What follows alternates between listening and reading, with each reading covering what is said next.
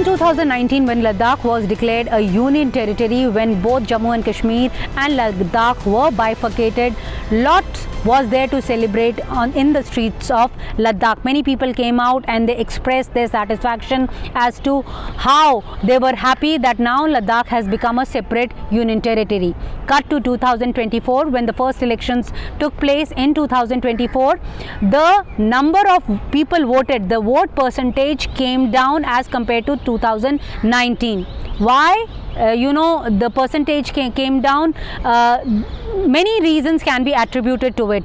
People say that people were not happy with the candidates which were being projected by different political parties. It was a triangular fight between National Conference, who was supporting an independent from Kargil, Muhammad Hanifa Jan, and two Buddhist leaders were standing from Ladakh, Tashi Gyaltsen from Bharatiya Janata Party and T Namgyal from Congress. They were the chosen ones. It was a triangular fight, but despite that, as per the voting percentage is concerned, there was a 2% dip in polling as compared to last elections held, that was in 2019.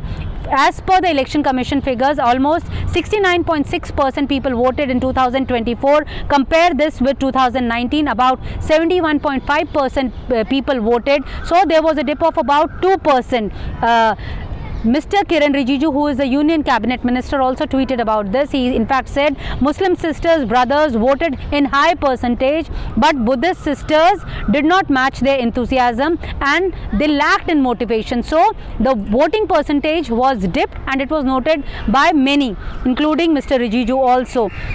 The Election Commission data clearly shows there has been a dip continuously in last 20 years as far as Ladakh is concerned. As per the EC data in 2004, as many as 73.52% people voted, and in 2009 72.8% people voted, 2014 71.40 people voted, and in 2019 the figure was almost same, it was about 71.5. But despite all these figures and tall claims being made by the Bharatiya Janata Party and people in Ladakh also, that as to how they are happy now that they have separated from Jammu and Kashmir, different voices were heard. There was street protest. Mr. Sonam Wangchu, who is the well-known environmentalist there, he sat down on a fast for almost 66 days. There were protests seen.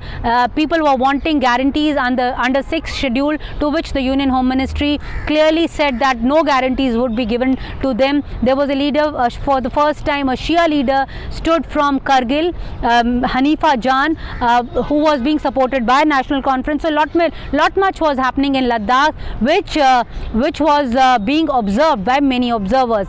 Now, if we are to compare, we need to understand that how significant is Ladakh. It is, the land runs into 55,000 square kilometers, and in comparison, for a layman, it is the size of 41 times it is at of the size of the capital region, that is New Delhi. So that's a huge piece of land, and people were wanting to come out, they were wanting to vote.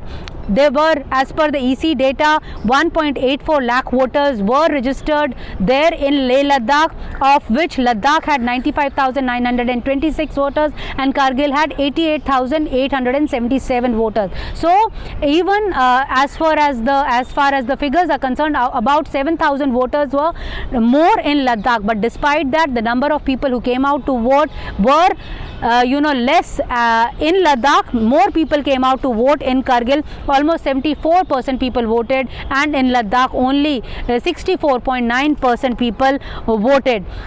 Now, if we have to draw comparison, here in Valley, where Baramulla was also voting, a 40-year-old record was broken. Almost 58% people came out to vote and exercise their vote yesterday, that is on Monday, May 20th was the polling date. They came out to vote, and in comparison in Ladakh, the figures dipped. So many people are questioning that why there was a significant dip. There was a 2% dip as compared to 2019, because people were out in roads earlier celebrating, but in 5 years they came out on the streets protesting against the decisions taken by the Union Government of India. Now, who will win? Who will represent Ladakh in Parliament? That needs to be seen, and the result would be out on June 4th.